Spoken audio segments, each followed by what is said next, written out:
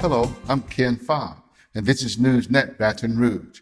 Grab yourself a tea or coffee as I go over with you the headlines and news from our local area and region. Fallen Baton Rouge officer Shane Toddy will be buried on Thursday following a law enforcement procession. Funeral services for Corporal Shane Toddy will be held, followed by a law enforcement procession to his burial site, according to an announcement by the Baton Rouge Police Department. Officer Toddy, a 31-year-old, died on Friday past after a pickup truck collided with his motorcycle on Jones Creek Road while he was escorting a funeral procession.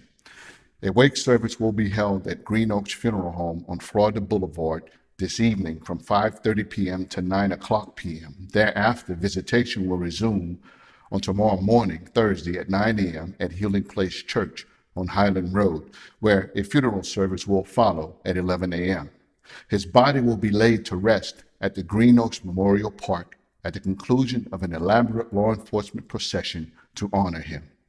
Corporal Shane Toddy is survived by his fiancée and his baby daughter.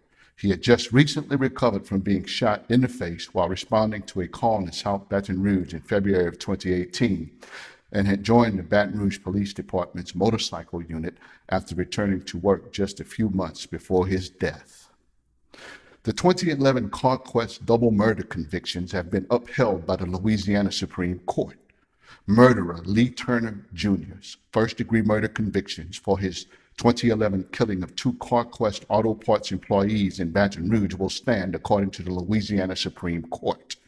Although his convictions were affirmed in December, the Louisiana Supreme Court in that ruling did throw out Turner's death penalty sentence and ordered a new sentencing hearing. However, Turner's appeals attorneys re-urged the Supreme Court to throw out the 2015 convictions as well, and they asked that the Louisiana Supremes order a new trial as well. However, the Louisiana Supreme Court justices unequivocally rejected their request and did not issue a written reason for the denial. Turner's lawyers are Margaret Lagatuda and Scott Collier. Now, in Baton Rouge business news, more than 7,600 people are in downtown Baton Rouge this week for two conventions held at the Raising Cane's River Center. About 600 people will attend the Southern Association of College Registrars and Admissions Officers annual meeting, which started on Sunday and ends today on Wednesday. This event is aimed at college and university officials in the region, stretching all the way from Texas to the state of Virginia. Also, about 7,000 high school students and their chaperones are expected to attend the annual Louisiana Senior Beta Club Convention, which started Tuesday and ends on Thursday of this week.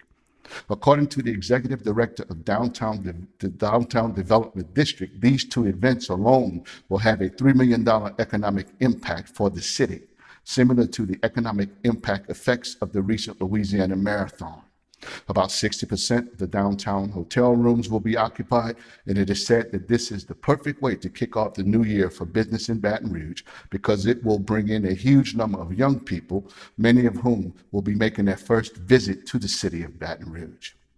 In Ascension Parish, a principal is accused of misusing school money to buy shirts for a private company, according to the revelations of a recent audit. A former Ascension Parish public middle school principal by the name of Daryl Comery misappropriated more than $2,500 in student activity funds during May of last year to buy nearly 400 t-shirts for his own private company.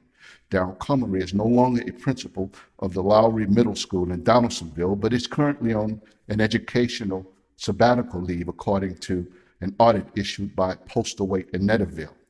School district administrators have removed Comery as a signee on the middle school's bank accounts, and they say he will not be allowed to return as principal of the school once his sabbatical ends. Daryl Comery became the principal of the middle school in October of 2016, but in June of 2018, a Mr. Paul Sampson, a former assistant principal, was named to the position of principal of the school to take Comery's place. These have been some of your headlines from our area and region. I'm yours truly, Ken Farr, and I will see you next time right here on NewsNet Baton Rouge.